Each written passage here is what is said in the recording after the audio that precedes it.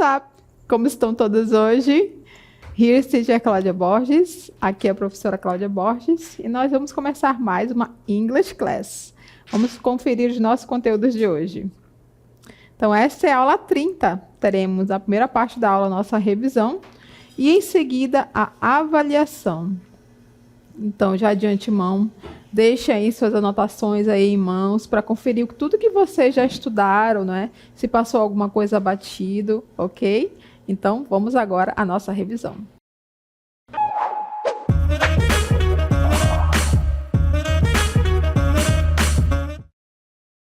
Bem, então vamos começar relembrando um pouquinho de algumas palavras na língua inglesa que nós não contabilizamos, como, por exemplo, a palavra money, né? Tem umas notinhas aqui flutuando ao meu lado, e também a palavra water, que é a palavra água, water. Então, estas duas palavras aqui, né, estes dois exemplos de palavras, são palavras que a gente chama de uncountable nouns, substantivos não contáveis. Então, vamos relembrar o que significam esses substantivos. Então, para a gente relembrar, acompanhe aqui comigo. Então, estes substantivos incontáveis, eles são usados para coisas que nós não podemos contar com os números. Então, objetos minúsculos ou sem definição de forma, líquidos e gases, são classificados como não contáveis. Os substantivos incontáveis, eles não possuem forma no plural. Então, por isso, usamos apenas sua forma no singular. Então, nós temos uma listinha de várias palavras classificadas, né, por tipos que vocês vão observar que são substantivos não contáveis. Vamos dar uma conferida. Então, vamos ver a lista desses uncountable nouns, que são substâncias. Então, nós temos aí a palavra tea, chá, rice, arroz, water, água, sugar, açúcar, food, comida, beer, cerveja, salt, sal. Então, essa é uma listinha das substâncias, né, que a gente, em geral, não contabiliza. São substantivos não contáveis. Vamos ver a próxima lista. Agora, essa lista apresenta palavras que são relacionadas a sentimentos ou qualidades humanas. Então, nós temos love, amor, anger, raiva, pride, orgulho, patience, paciência, fear, medo. Temos mais outras listinhas aí para vocês anotarem e revisarem também. Então, essa lista agora é de atividades, né? Como sleep, que é dormir, work, trabalhar, drive, dirigir. Na próxima lista, vocês vão ver ideias e nomes abstratos. Então, nós temos aí beauty, beleza, life, vida, death, morte, weather, tempo, boredom, tédio, fun, diversão, safety, segurança, knowledge, conhecimento. Então, esses foram alguns dos substantivos não contáveis.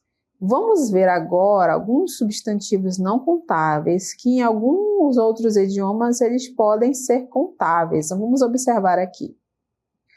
Então, alguns desses aí que vocês estão vendo, alguns outros idiomas, eles podem ser contabilizados, tá? Então, não se espantem se vocês virem por aí, né, eles serem contabilizados. Então, os exemplos são accommodation, advice, baggage, behavior, bread, furniture, trouble, information, luggage, news, progress, traffic, travel e weather. Tá? Então, esses aí são substantivos não contáveis, tá? Na língua inglesa, mas em outros idiomas eles podem ser contabilizados. Vamos ver agora alguns exemplos, frases com exemplos.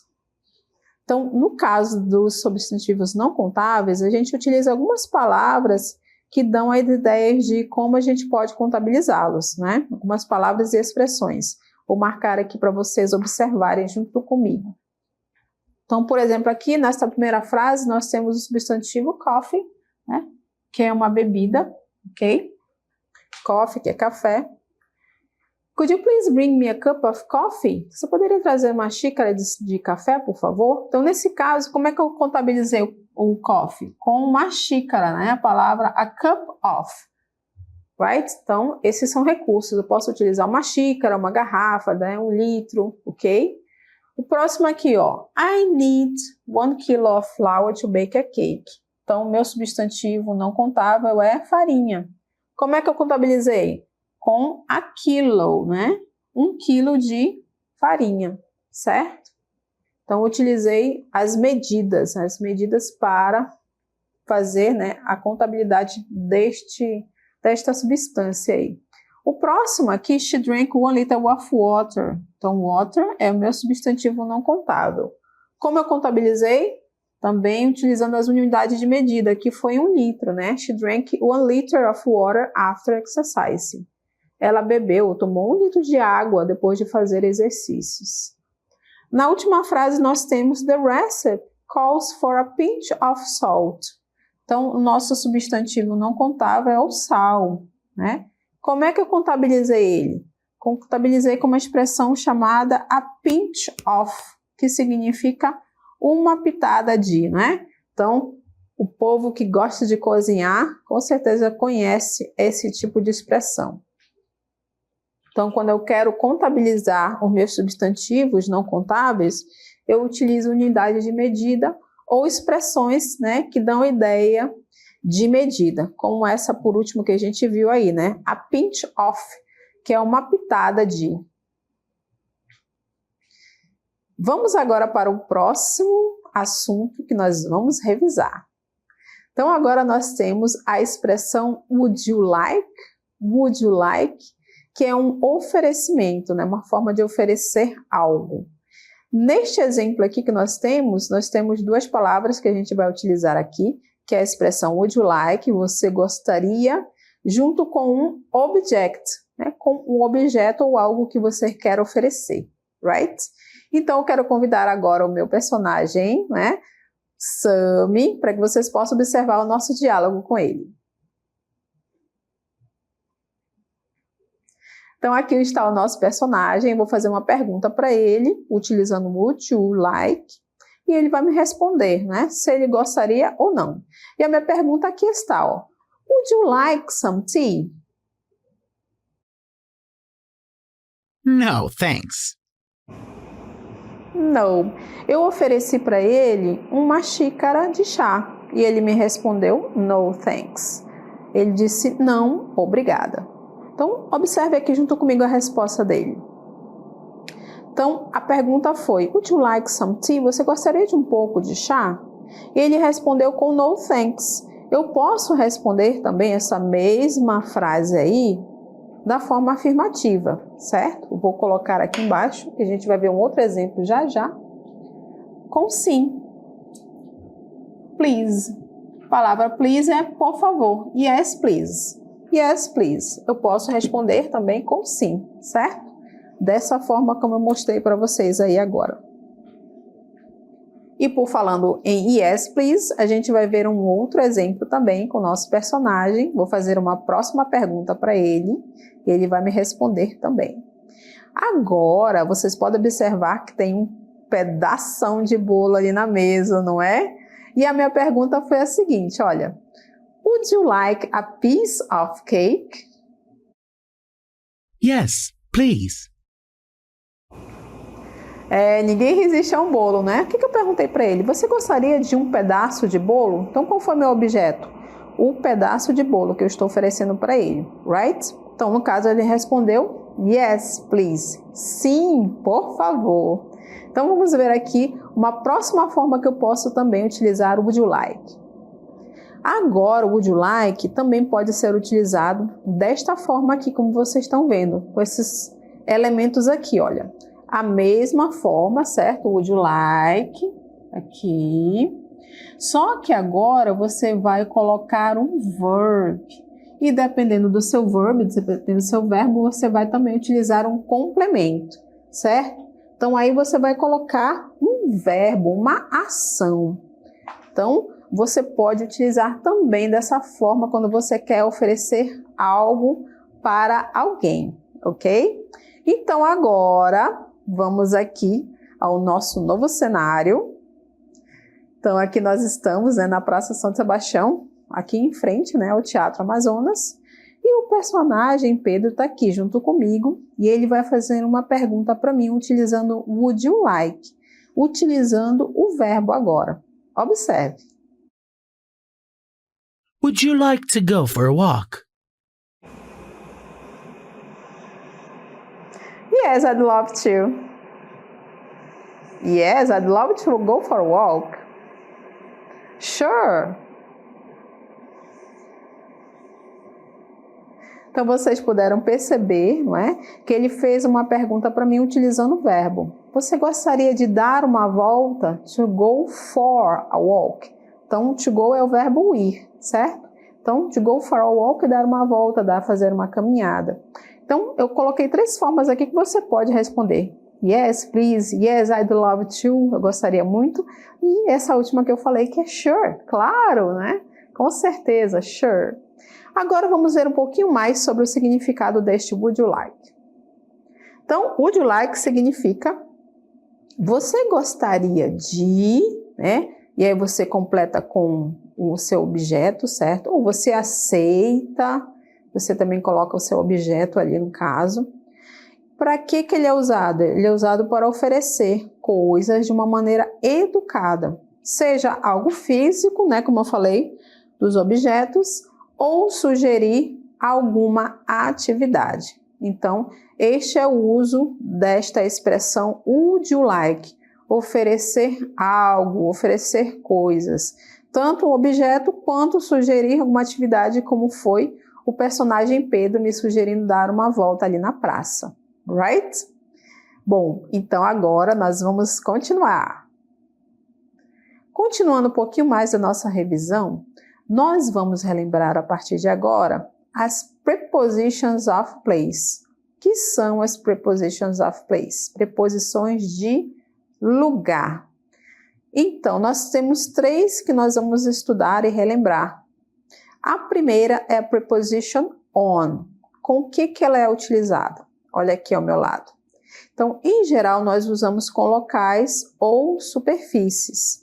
Usamos quando o objeto está preso ou está tocando esta superfície. Então, por exemplo, se o objeto está em cima da mesa, né? Ou está na parede, tem um quadro na parede, você usa o on. Então, quando você fala de superfícies, né? Então, o objeto está no chão, está tocando o chão, então também você vai utilizar o on, certo? Então, quando ele está preso ou está tocando esta superfície. E tem algumas palavras específicas também que a gente utiliza essas preposições. Então, acompanha aqui comigo. Então, olha só, people. Temos 2 palavras aqui que a gente utiliza com a preposition on, que é a palavra street, que significa rua, e a palavra floor. Aqui nesse caso do nosso exemplo, eu estou falando de andar em um edifício, tá? Floor. Mas a palavra floor também significa chão, ok? Então, nesse caso do exemplo, é o edifício. Então, aqui o exemplo diz o seguinte, ó, the dentist office.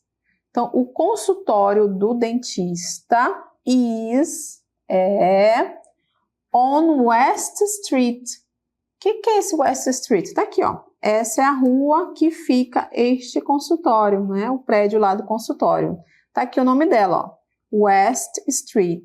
Então, esse ST é a abreviação da palavra street, right? Então, vocês vão ver muito nesses filmes aí, só essas 2 letrinhas no final da rua, nome da rua. Ele é ou fica on the first floor.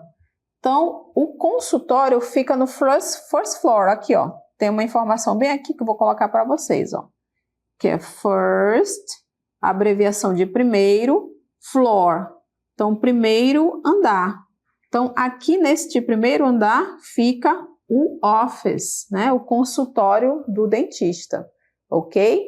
Então, O que está querendo me dizer aí nesses exemplos? Que eu utilizo esta preposição on quando eu quero me referir à rua, né? O prédio fica na rua tal, você vai utilizar o on. E quando eu quero me referir ao andar em que tem algum escritório, algum apartamento, você também vai utilizar a preposition on, né? Então, por exemplo, você mora no apartamento. Então, I live on the second floor. Eu vivo ou moro no segundo andar. Tudo bem? Então, a ideia aí é da palavra floor, andar é um edifício, e street, que é a rua, né? Onde fica a casa, o prédio, né? Ou o consultório, ou uma loja. Então, quando você utiliza essas duas palavras, você utiliza com on. A próxima é... A próxima aqui é quando eu estou me referindo à direção. On the right, que é a direita, certo? E quando eu me refiro à esquerda, ok? Tá aqui, ó. Esquerda, right? Então, on the right, a direita, on the left, a esquerda. E aqui a informação diz o seguinte, ó. The cinema is on the right. O cinema fica onde? Naquela rua. Ele fica à direita. The cinema is on the right.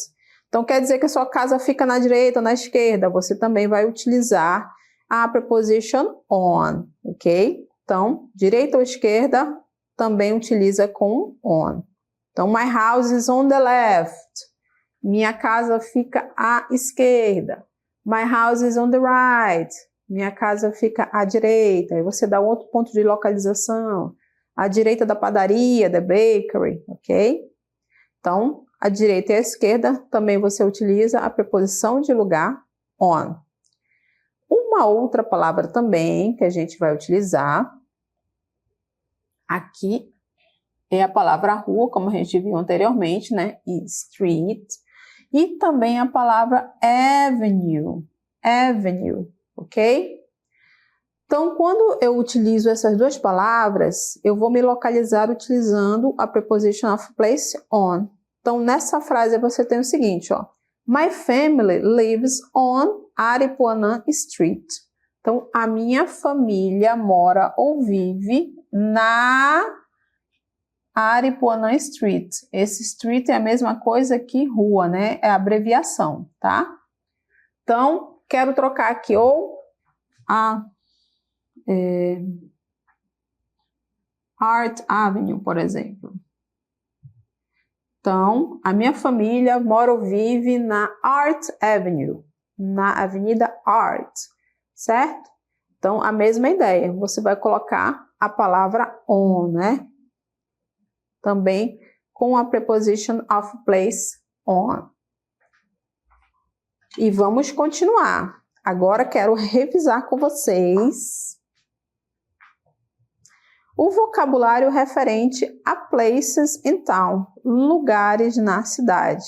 Então, vocês vão ver a listinha das palavras e também vão ouvir o áudio. Acompanhem. Places in town. Bank, banco. Church, igreja. Cinema, cinema.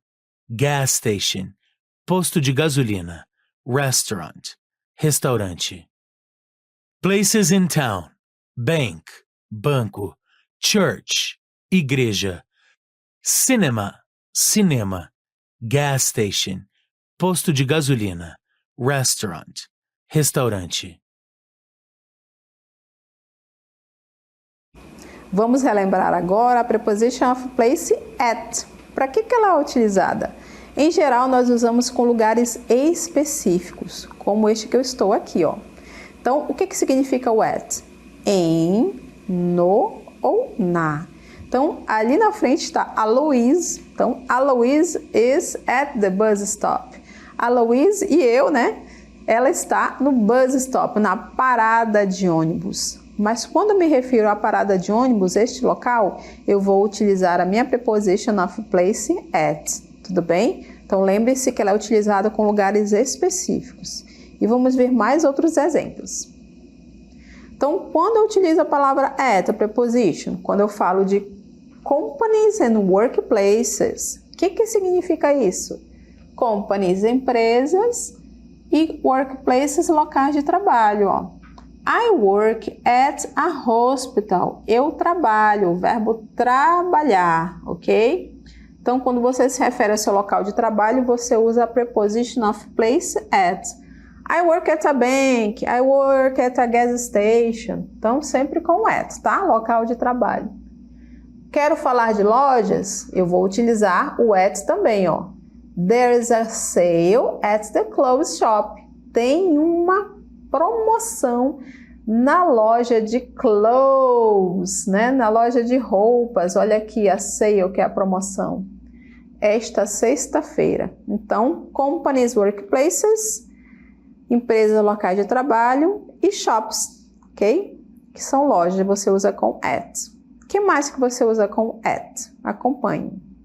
Você usa com as palavras school, college, university, né? Todas elas se referem a locais de estudo, certo? Aqui no nosso exemplo nós temos they study, eles estudam at Stanford University, na Universidade Stanford. Então, se fosse o nome de escola ali, você ia colocar o at também. Se fosse um college também, você ia colocar, também utilizar o at, ok? Então, usamos como school, college, university. Agora nós vamos acompanhar mais uma parte da listinha da Places in Town. Vamos ouvir e vocês vão acompanhar a lista. Places in town. Hospital. Hospital. Library. Biblioteca. Post office. Correios. School. Escola. Supermarket. Supermercado. Places in town. Hospital. Hospital. Library. Biblioteca. Post office. Correios. School. Escola. Supermarket. Supermercado. E para finalizar as nossas prepositions, vamos relembrar as preposition in. O que ela significa, né? Em geral, nós utilizamos com locais delimitados e fronteiras, né? Dentro de algo. Então, aqui é o nosso significado, ó. Dentro, no ou na. O exemplo aqui ao meu lado diz o seguinte, ó. The children are in the car, né? Então, vocês estão vendo as duas cabecinhas ali, né? No final do carro. São as crianças. Onde, em que local elas estão? Elas estão dentro, né? Naquele local delimitado, dentro do carro. Então, o in tá ali, ó. Elas estão dentro do carro. In the car. Vamos ver outras palavras que a gente utiliza com o in. A palavra preposition of place in também é utilizada com class, que é a sala de aula. Nesse exemplo aí, a math class. É a aula de matemática. We are all in the math class. Nós estamos todos dentro, na sala de matemática, na sala de aula de matemática. Um outro exemplo também que nós temos com a preposition of place in é quando eu falo de specific location, uma localização específica, ou seja, um local específico em uma área maior. Como assim? Então, aqui ele está falando da cafeteria, que é a lanchonete. Em geral, a lanchonete está dentro de um edifício, né? Um lugar. E ela fica dentro de um lugar específico, não é isso? Então, nessa areazinha aqui. Então, quando eu estou referindo a esse tipo de área, você utiliza o in. The visitors are in the cafeteria. Os visitantes estão na cafeteria ou na lanchonete. E finalizando, né, nós temos aí mais um uso da preposition of place in. Quando eu falo de country, país, city, cidade, suburb, bairro, nós utilizamos também a preposition in. The Christ the Redeemer, o Cristo Redentor, né? A praça, que é a palavra square, a praça do Cristo Redentor, is é onde? In Altazes. Por que eu coloquei o in? Porque Altazes é uma city, ok? Então, quando eu falo em cidade, city, country, país, suburb, né, subúrbio ou bairro, nós utilizamos a preposition of place in, porque é uma área específica. Então, eu espero que vocês tenham acompanhado bem a nossa segunda parte da revisão.